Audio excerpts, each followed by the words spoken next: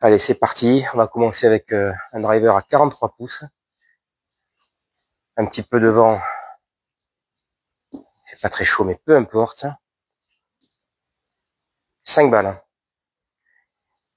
5 balles. On va essayer de bien swinger à chaque fois. C'est parti.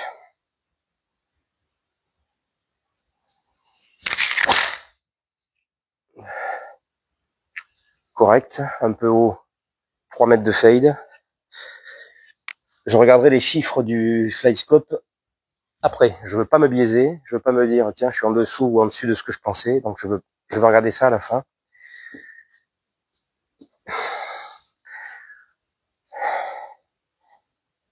Balle correcte, hein, de practice.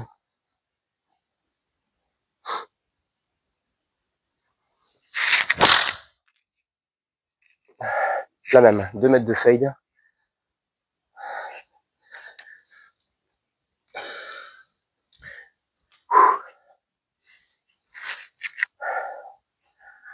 Alors, ces 3 drivers que je teste, je les ai équilibrés dans la mesure du possible, hein, à peu près pareil, en rajoutant du plomb sur celui-ci, évidemment. Le mien qui est équilibré en D4, celui-là il est en D3. Et le troisième driver le plus long à 45-75 qui est équilibré en D5. Un peu lourd, mais à 45-75, j'ai pas pu faire moins. Donc on a quand même des équilibrages relativement homogènes. Allez.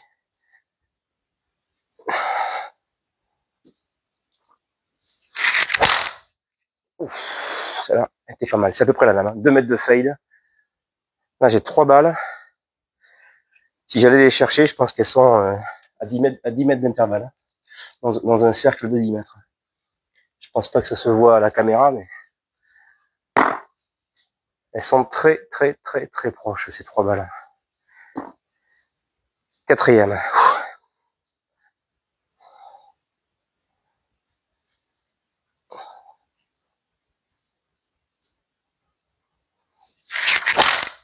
Ah putain, la même. Droite comme une flèche. Et la dernière. 5e. Au bout de 4 balles. Hein. Avec un club dont j'ai vraiment pas l'habitude. Hein. 4 balles, pleine pilule. Impressionnant. Ouais, hop. On verra la vitesse après.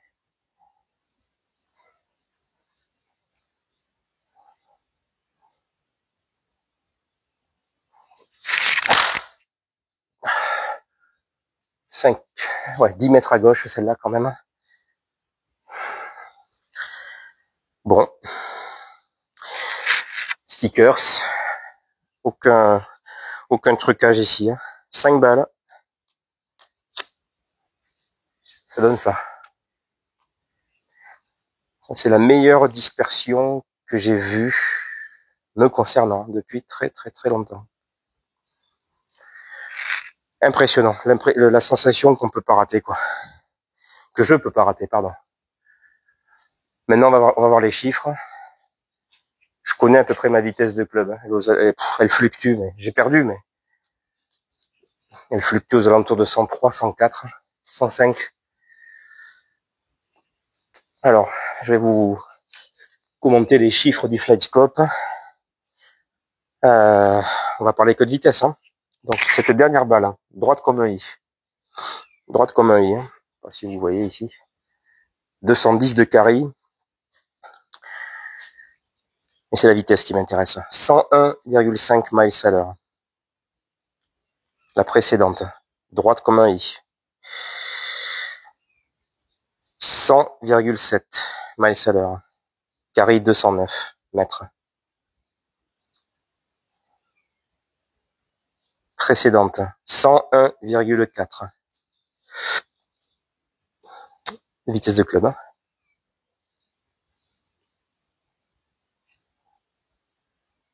100,5. Ok. Donc là, je suis à une moyenne, à peu près, hein, de 101 miles à l'heure. Je les ai toutes prises, là. Non, il m'en manque une. La dernière, droite comme un i, 100 miles à l'heure. Ok, je suis à 100,5, 101 miles à l'heure avec ce driver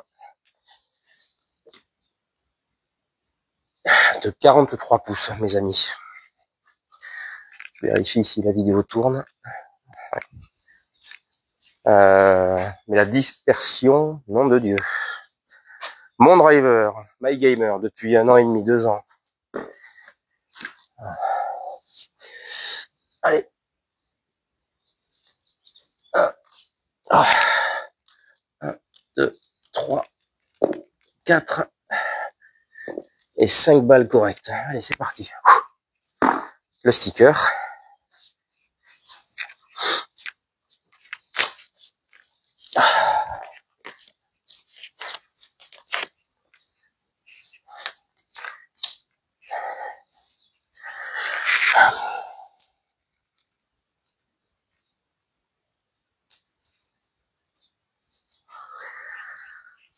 Mon gamer, avec un shaft un peu différent, certes, mais 44,75.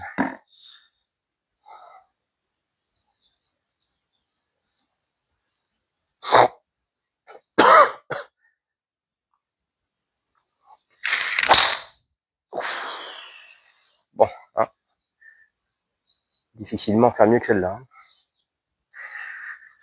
Pareil, je laisse ma curiosité au placard. On ira voir les chiffres après. Ouais, celle-là a été quand même pas mal du tout. Hein. Mais bon, je le connais par cœur, ce club. Et je sais que parfois je dévisse, hein, quand je suis fatigué, etc.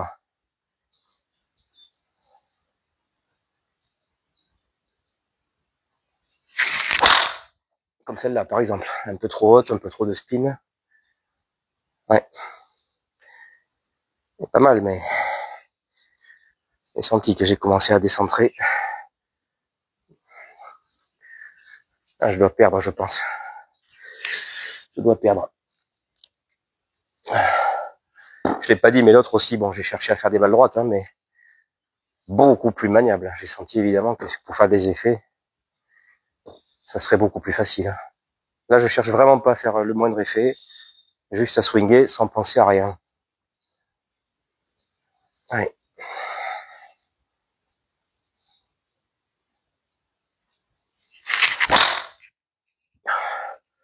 Pas mal du tout. Plein fairway.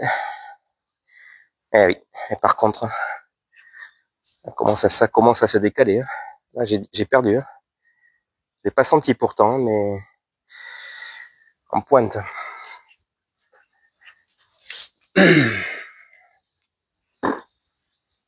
Mais le résultat était très correct.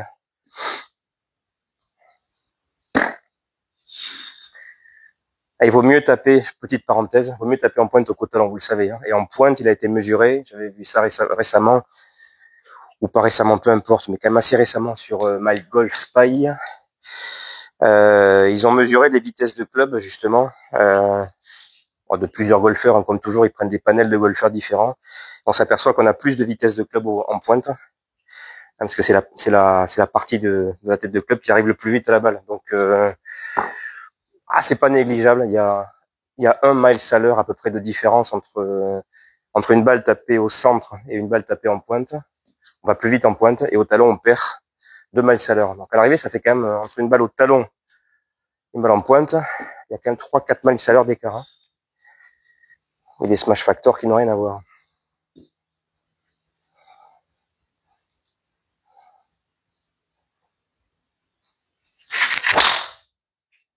« 4 mètres de fade, ça c'est mon standard depuis quelques temps. C'est plus dû à un changement de swing. Elle était pas mal du tout celle-là. Ouais, 2 retours dans la pilule, je l'ai bien senti celle-là. Dernière balle, 5e. Pas l'impression de swinger plus vite, hein, mais bon. Après c'est le radar qui va nous le dire.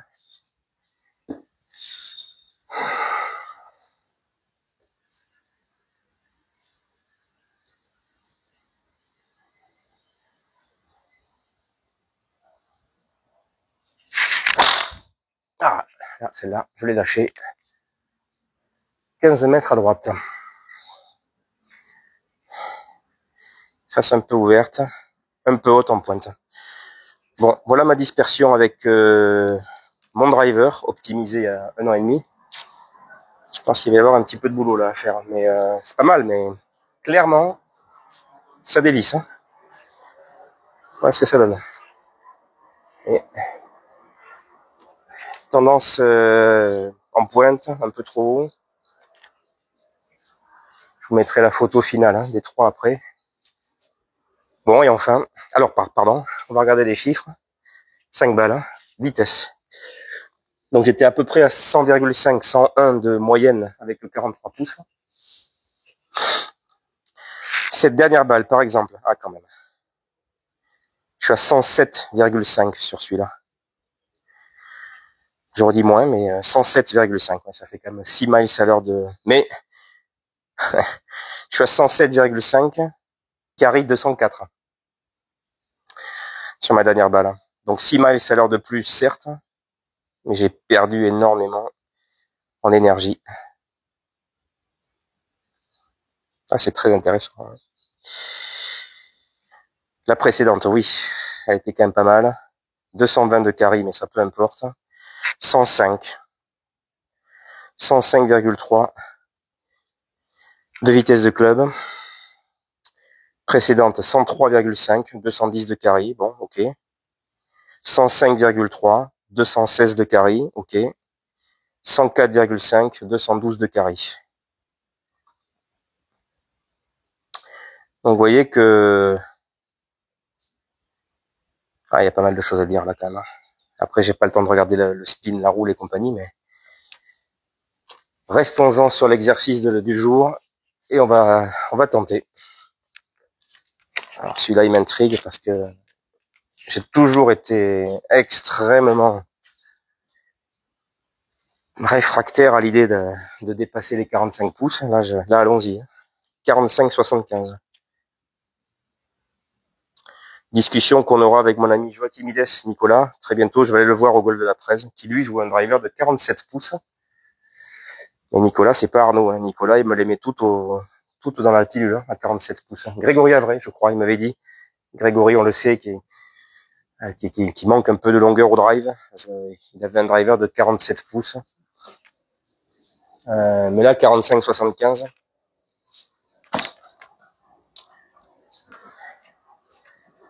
Je serais très surpris si je les mettais. En tout cas, je vous le promets, je vais faire mon possible pour bien swinguer, prendre mon temps.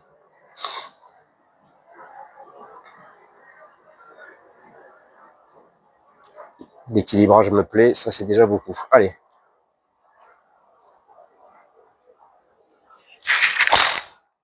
Énorme. Monstrueuse celle-là. Ah, là. Et pourtant dévissée. Hein. En bas.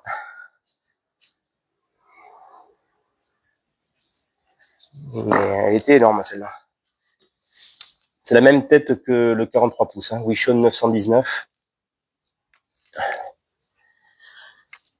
10 degrés 5 de loft.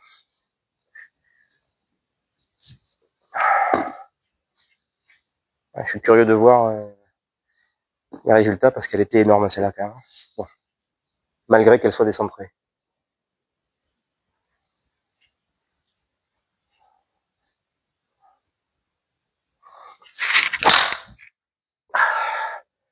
La mettre à gauche. Plus haut. Ça, je pense que c'est quand même le shaft qui est un peu plus souple. Pas mal. Ouais. Celle-là, elle est dans la pilule. Pas mal.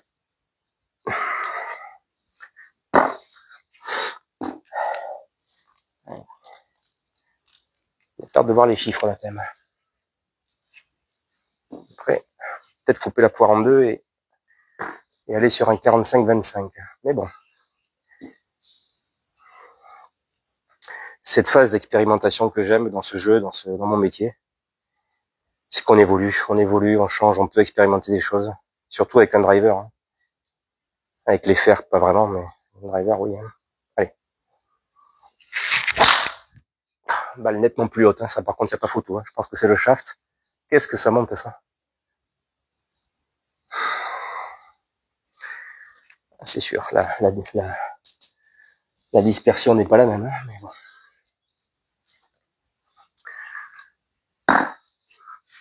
Mais ça avance, c'est vrai, j'ai l'impression que ça avance. Par contre, fatigue un petit peu plus, hein.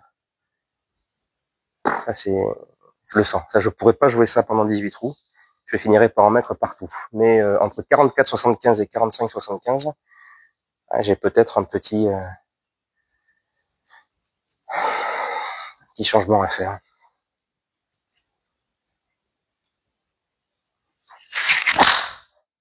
Très haut, c'est très haut, c'est très haut. Mais bon, mais c'est droit, hein.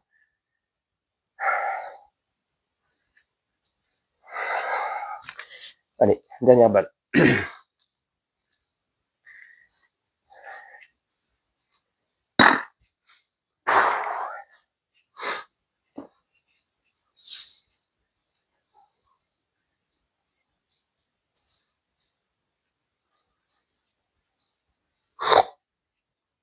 Allez, Arnaud.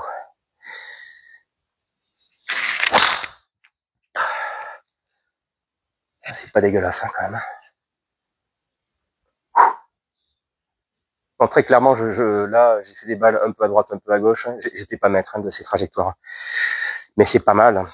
C'est pas mal. Là, c'est pas mal, hein. Pas mal du tout, hein. Après, c'est sur la session du jour, hein. Reste à voir si sur la durée, non, c'est sûr, c'est trop long. Bon. En tout cas,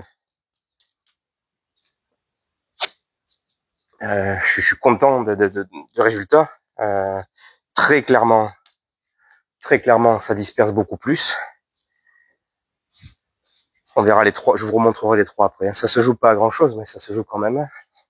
Voyons les chiffres maintenant. C'est là. Ah oui. Ah oui, là. Ah non. Bon, alors ça, c'est très intéressant. Voilà ma dernière balle. 220 de carry, donc c'est la plus longue. Bon. Par contre, 105 miles à l'heure. 105. Donc finalement, je n'augmente pas ma vitesse de club avec 1 pouce sur cette balle. 104,6. 216,6 de carry. Donc je n'augmente pas ma vitesse de club. Par contre, j'ai effectivement des balles plus hautes, mais ça, je pense que c'est le shaft quand même, hein. Et je porte plus. 103,6. Très clairement, par contre, 220 de carré. Ça, c'est la hauteur de balle, hein. Donc, par rapport à là, on n'est pas on est dans une quête, bien sûr, mais ça, c'est sûr. Je perds, en fait, en vitesse de club avec un 45-75. Je perds en vitesse de club. Par contre, j'ai 10,5 de loft, alors que j'ai 9 de loft sur mon driver. Ça sera les prochaines vidéos, hein, la question du loft, hein. Et un shaft un peu plus souple, je reconnais. Ça, c'est celle qui est partie 20 mètres à gauche, 222 carry. C'est, ouais, bon, mais ça, c'est le shaft, hein. Par contre, 105,3 de vitesse de club. Et enfin, 105 de vitesse de club.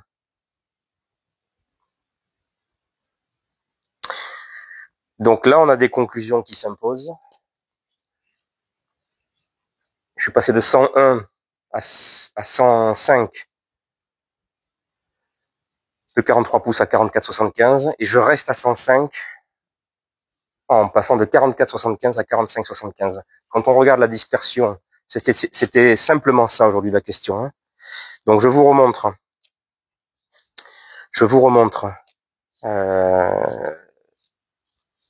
les centrages de balles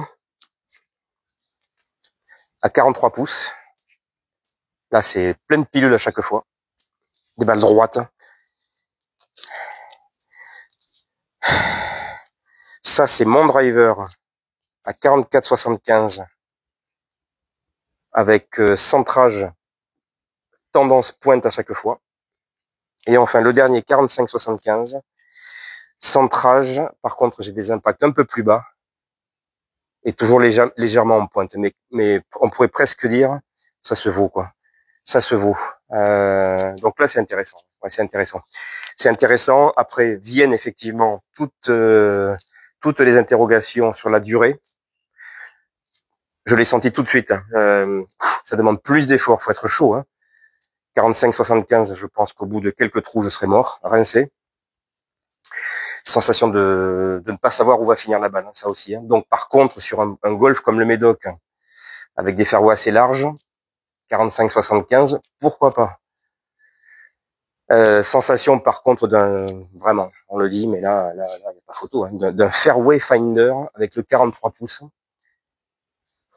où je perds 10 mètres de carry, en gros, si je résume, en gros c'est ça, je perds 10 mètres de carry, après il y a le shaft, etc. Mais bref, par contre, sensation de centrer, d'être totalement en maîtrise de ce club, en contrôle, 43 pouces, et de pouvoir faire les effets que je veux avec aussi. Par exemple, très rapidement, je reprends le 43 pouces, le draw, le fade, la balle haute, la balle basse, ça va être aux petits oignons, quoi. Là, si je veux lui mettre un bon gros draw des familles, ça va venir beaucoup plus facilement. Et allez. Hop. Alors que ça, avec le 45-75, impossible. Je vous le dis tout net. C'est impossible. Je pourrais pas faire ça. Très, très, très intéressant tout ça. Cut. Je vais vous donner d'autres conclusions à cette vidéo. Alors, les conclusions que je voulais faire à cette vidéo, que j'aurais pu faire avant. Ça, c'est des choses que je voulais vous dire, basées, pour le coup, non pas sur la session que je viens de faire, mais sur mon expérience. Primo, et d'ailleurs j'ai eu un commentaire dans ce sens dans la précédente vidéo, ce n'est pas parce que vous mesurez plus d'1m90 par exemple que vous devez avoir des drivers rallongés. Faux, archi faux. Ça c'est voilà, la longueur d'un driver n'est pas corrélée à la taille du golfeur. Inversement, j'ai pu voir des petits juniors, ils se reconnaîtront, capables de centrer et de swinger des drivers de 44-75, 45 pouces, sans problème. Et j'ai vu des très grands gabarits en mettre partout et me demander, Arnaud, on va s'arrêter à 44 pouces. Ça, c'est la première chose que je voulais vous dire. Sûr et certain. Deuxième chose, sûr et certaine. Plus le driver est long, plus votre défaut de swing va être important, impacté. On le sait, on va faire bref. La plupart des golfeurs ont des problèmes de fade, voire de slice. Sachez qu'un driver j'en suis sûr, je vous le dis, un driver de 43,5, allez, 44 pouces, va de facto vous aider à faire moins de slice, c'est-à-dire à vous aider à ramener à nouveau la face plus square à l'impact. Ça c'est sûr. C'est la deuxième conclusion que je voulais faire. Plus vous avez un petit défaut de swing, plus ce défaut va augmenter avec un driver rallongé. Troisième conclusion que je pouvais faire à ce sujet, in fine, évidemment, et je l'ai mentionné un petit peu là pour le coup, tout dépend du parcours que vous jouez. Tout dépend du parcours que vous jouez. Là, le 43 pouces, je me vois très bien le sortir, par exemple, sur un golf comme la Cano, en compète, arbre à droite, arbre à gauche. Là, il faut vraiment trouver, et puis, bon, un parcours pour lequel, qui ne justifie pas de taper des drives extrêmement longs. Donc, ouais, le 43 pouces, ça c'est un outil que je pourrais sortir sur ce type de parcours, ou des parcours, enfin voilà, des parcours où il y a beaucoup de hors limite, à droite, à gauche. Enfin bref, on est prêt donc, on l'a vu, à perdre 10 mètres, mais être tout le temps sur le fairway. Et pour peu que les fairways soient bien tendus, printemps-été, et que ça roule, in fine, vous êtes plus long que le gars qui lui est dans le rough, et la balle, on le sait, la balle qui s'est arrêtée tout de suite. Donc fairway finder, voilà un terme qui n'est pas inapproprié. Donc voilà les trois conclusions que je voulais faire à cette vidéo. Merci de votre attention, merci de votre écoute. Je continue la quête, vous l'avez peut-être compris, mais c'est ma quête personnelle aussi. J'aime beaucoup mon driver, mais là, rien qu'avec cette session,